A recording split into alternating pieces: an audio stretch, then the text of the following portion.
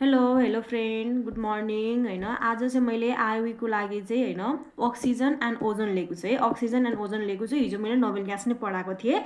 अब तपाईँहरूलाई कस्तो लाग्यो होला। म चाहिँ मेन गर्ने यहाँ थ्योरी जुन चाहिँ इम्पोर्टेन्ट थ्योरी हो है, जुन चाहिँ सोधिनै गरिन्छ त्यस्तो थ्योरीहरू मात्रै ल्याएको छु। अनि एमसिक्यू क्वेसनहरू ल्याएको छु। एमसिक्यू क्वेसन यहाँ नै गराउँछु, त्यो नै भयो। अनि अरू एमसिक्यू क्वेसनहरू चाहिँ म के गर्छु त भने हाली पनि दिन्छु पोस्टहरूमा है। अहिले तपाईँलाई चाहिन्छ भने कमेन्ट गर्नुहोस् है। अक्सिजन एन्ड ओजन भयो। आज हामी यो पढ्नेछौँ जुन चाहिँ आइवी र सिईको लागि दुइटैको लागि त्यत्तिकै इम्पोर्टेन्ट भयो है। म चाहिँ केमिस्ट्री र फिजिक्स पढाउँछु भन्ने कुरा मैले अलरेडी भनि नै सकेको छु होला। अब म केमिस्ट्रीको चाहिँ इनअर्ग्यानिक पार्टबाट सुरु गरेको छु र म्याथको चाहिँ क्यालकुलेटरबाट हुने क्वेसन्सहरू जति पनि हुन्छ नि त्यो पनि मैले पढाइदिन्छु है। ठिक छ ल। सबभन्दा पहिला यहाँबाट इम्पोर्टेन्ट क्वेसन्सहरू हेरौँ है। यो थ्योरीहरू सबभन्दा पहिला अक्सिजन भन्दा सबभन्दा पहिला क्लासिफिकेसन अफ अक्साइड भयो होइन। क्लासिफिकेसन अफ अक्साइडमा basic oxide, acidic oxide, amphoteric, neutral र पेरोक्साइड। यसबाट चाहिँ यसको डेफिनेसन आउँदैन है। अब बेसिक अक्साइड भनेको के हो, एसिडिक अक्साइड भनेको के आउँदैन नि, सिम्पल तिमीलाई थाहा छ होला। बेसिक अक्साइड भनेको मेटल अक्साइड, एसिडिक भनेको चाहिँ नन मेटल अक्साइड भयो। एम्फोथेरिक भनेको थाहा नै छ होला, जुन चाहिँ के भन्छ एसिड र बेस दुइटैसँग रियाक्ट गरिन्छ भने त्यसलाई एम्फोथेरिक अक्साइड भयो होइन। न्युट्रल अक्साइड भनेको कुनैसँग गरिँदैन। पेरोक्साइड भनेको तिमीलाई थाहा छ यो के भन्छ यसको लिङ्केज हुन्छ भने यो पेरोक्साइड भयो होइन, ओको लिङ्केज हुन्छ भने। अब पाँचवटामा चाहिँ यसको मेन भनेको नि इम्पोर्टेन्ट भनेको यसको इक्जाम्पल हो है। यो इक्जाम्पल त्यो भएर आउनै पर्छ क्या। अब कुनै पनि एउटा इक्जाम्पल दिएर एसएनओ दिन्छ, यो चाहिँ कुन अक्साइड हो भन्ने भने एम्फोथेरिक अक्साइड भयो होइन। अब तिमीहरूले कन्फ्युज पार्न के दिन सक्छ है, यो एनो होइन, एनो र एन2ओ यो भनेको के हो त न्युट्रल अक्साइड भयो। तर फेरि एनो र एन2ओ भनेको चाहिँ न्युट्रल अक्साइड भयो। तर यता हेर्नुहोस् न माथि N2O5 आयो भने त्यो भनेको फेरि एसिडिक अक्साइड भयो होइन। अब तपाईँहरूले पढेर जानुभएछ N2O भनेको चाहिँ न्युट्रल अक्साइड हो, ठिक छ होइन। तर क्वेसनमा तपाईँहरूलाई इक्जाममा के आउँछ झुकाउनलाई चाहिँ N2O5 आउँछ। तपाईँले के सम्झिनु भएको छ होला, N2O त मैले न्युट्रल अक्साइड पढाएको छु, यो N2O5 पनि त न्युट्रलै होला जस्तो लाग्छ होला तिमीहरूलाई। सेमै त हो, एनो हो। तर त्यस्तो त होइन है। N2O5 भनेको एसिडिक अक्साइड हो। क्वेसन त्यस्तो खाले सोधिन्छ।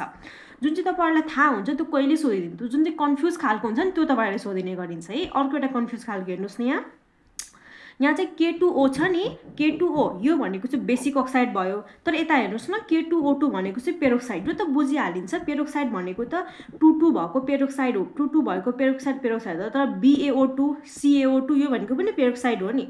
तपाईँले के पढ्नु भएको छ भन्दा पेरोक्साइड भनेको खालि यहाँ 2 आयो भने पेरोक्साइड हुन्छ भनेर तपाईँले रिड गर्नुभयो होला। तर एउटा कुरा यो पनि बुझ्नुपर्ने चाहिँ यहाँ हेर्नु है, BaO2 अनि CaO2 यसमा त 2 छैन होला त, छ त धेरिन्छ। यहाँ पनि 2 छ र छैन, यहाँ पनि 2 छ त छैन। यहाँ 2 नभए पनि यो के हो त, यो पेरोक्साइड नै हो। यो भनेको मेन रिड गर्नुपर्ने तपाईँले है। यो 2 नभए पनि पेरोक्साइडै हो भनेर रिड गर्नुपर्ने। न्युट्रल भनेको CO र H2O, एम्फोथेरिक भनेको यो सबै छँदैछ है। ठिक छ। अब एउटा कन्फ्युज हुने खालको मैले भनि नै सकेँ यहाँ। K2O2 त ठिकै छ, पेरोक्साइड भयो, यो त सिम्पलै क्वेसन भयो। K2O भनेको फेरि बेसिक अक्साइड भयो है। ठिक छ होइन। त्यस्तै BeO भनेको एम्फोथेरिक भयो। PbO एम्फोथेरिकको तपाईँहरूले चाहिँ Al2O3 ZnO मात्रै पढ्नुभयो, दुईवटा मात्रै पढ्नुभयो जस्तो लाग्छ मलाई। यो SnO, PbO, Fe2O3, BeO यो सबै भनेको एम्फोथेरिक भयो है। यसो तपाईँले स्क्रिनसट लिन सक्नुहुन्छ, यो सबै इम्पोर्टेन्ट हो है। ठिक छ। यसको इक्जाम्पल दिएर कुन अक्साइड हो भनेर आउन सक्छ। अब एउटा कुरा यो पनि बुझिराख्नु नि त, आइ नै हाल्यो भने पेरोक्साइडमा चाहिँ अक्सिडेसन नम्बर अफ अक्सिजन जहिले पनि -1 नै हुन्छ भन्ने याद राख्नुपर्छ। पेरोक्साइडमा यो त थाहा नै छ होइन, किनभने अक्सिजनको त के भन्छ -2 हुनुपर्ने छ तिमीलाई लाग्छ अक्सिडेसन नम्बर, त्यस्तो होइन है। पेरोक्साइडमा चाहिँ -1 हुन्छ भन्ने याद राख्नु। पेरोक्साइडमा जति पनि अक्सिजन छ नि त्यसको सबैको अक्सिडेसन नम्बर -1 हुन्छ भन्ने याद राख्नु है पेरोक्साइड आएपछि। अब कहिले कहिले तपाईँहरूलाई अक्सिडेसन र रिडक्सन च्याप्टरबाट पनि क्वेसन सोधिन्छ नि।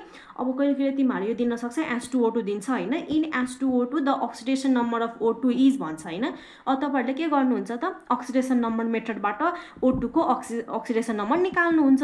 अब तपाईँहरूले यो कुरा थाहा छ भने त निकाल्नुपर्छ त, पर्दैन नि। तपाईँले के कुरा थाहा हुनु पर्यो त, पेरोक्साइडमा यो H2O2 यति छ नि, यति सबैमा, यसमा चाहिँ यो पेरोक्साइड भयो। यो पेरोक्साइडमा चाहिँ जहिले पनि अक्सिडेसन नम्बर सोध्यो भने चाहिँ अक्सिजनको -1 नै हुन्छ। अब तपाईँलाई लाग्छ यति यो नै किन सोधिन्छ भन्ने कुरा, जुन चाहिँ स्पेशल हुन्छ नि त्यो जहिले सोधिन्छ क्या पेरोक्साइडको अक्सिडेसन नम्बर अक्सिजनको -1 हुन्छ भन्ने कुरा चाहिँ अक्सिडेसन रिडक्सन च्याप्टरबाट यो क्वेसनहरू सोधिने गरिन्छ है यसको अक्सिडेसन नम्बर कति हो भनेर है अब मान्छेहरू के गर्छ त यो तिमीहरूले के गर्छ त निकाल्न खोज्छौ कति लामो हुन्छ टाइम मात्रै जाने हो त्यही भएर यो अलि रिड गर्ने अर्को है H2O2 भनेको both oxidising and reducing agent हो भनेर याद राख्ने है त्यस्तै तपाईँहरूले हाइड्रोजन पढ्नुभयो होला हाइड्रोजन भन्दा रिड्युसिङ एजेन्ट मात्रै हो नि त त्यस्तै अब H2SO4 भनेको त्यस्तोहरू भनेको चाहिँ अक्सिडाइजिङ एजेन्ट मात्रै हो तर यो भनेको के हो त H2O2 भनेको के हो त both oxidising and reducing agent हो भनेर याद राख्ने है ठिक छ both oxidising and reducing agent हो भनेर याद राख्ने अब अर्को यहाँ सुपर अक्साइड भनेको KO2 RbO2 CSO2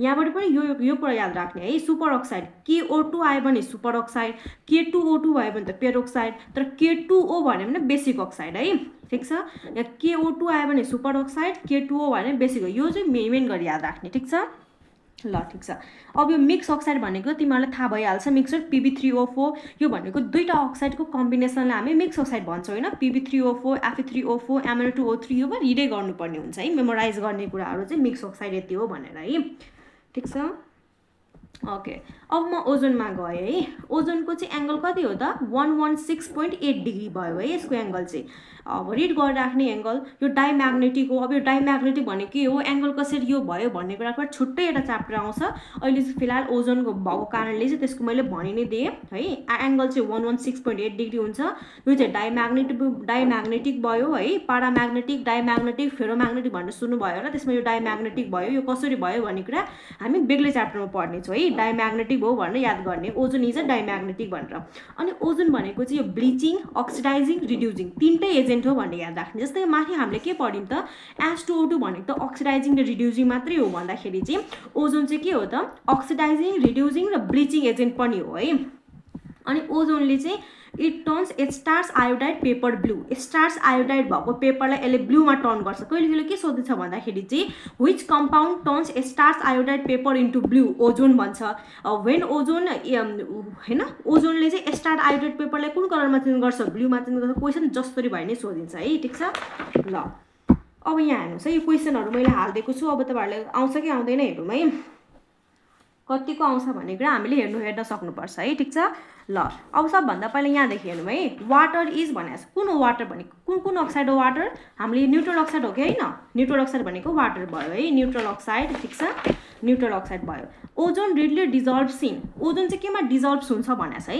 H2O water CS2 भनेको के हो तिमीलाई थाहा छ नि कार्बन डाइसल्फाइड होइन ठिक छ कार्बन डाइसल्फाइड या NH3 या त टर्पेन्टाइन ओइल कुनमा हुन्छ त ओजोन रिडली डिजल्भ्स इन टर्पेन्टाइन ओइलमा डिजल्भ्स हुन्छ भन्ने याद राख्ने है यो कुरा चाहिँ ठिक छ the formula of ozone O3 it is formula of ozone के हो त O3 हो नि त होइन त्यो भनेको के हो त कम्पाउन्ड अफ अक्सिजन हो कि एलोट्रोप हो कि आइसोटोप अफ अक्सिजन हो ठिक छ यो कुराहरू तपाईँलाई थाहा छ कि थाहा छैन एलोट्रोप अफ अक्सिजन भनेको के हो थाहा छ व्हाट इज एलोट्रोप एलोट्रोप भनेको के हो थाहा छ तिमीहरूलाई एलोट्रोप भनेको के हो भन्दाखेरि चाहिँ डिफ्रेन्ट स्ट्रक्चरल फर्मुला स्ट्रक्चर चाहिँ डिफ्रेन्ट हुन्छ तर फिजिकल फर्महरू चाहिँ सेम हुने हो है एलोट्रोप भनेको डिफ्रेन्ट स्ट्रक्चर तर फिजिकल फर्म चाहिँ सेम हुन्छ भने त्यसलाई हामी एलोट्रोप भन्छौँ त्यस्तै अक्सिजनको एलोट्रोप भनेको ओजोन भयो होइन अर्को भनेको डाइअक्सिजन पनि हुन्छ होइन टेट्रा अक्सिजन पनि हुन्छ यो सबै भनेको एलोट्रोप अफ अक्सिजन भयो त्यस्तै ओजोन भनेको पनि के हो त एलोट्रोप अफ अक्सिजन हो है आइसोटोप भनेको त्यस्तो अब आइसोटोप भनेको चाहिँ एटोमिक नम्बर सेम भएको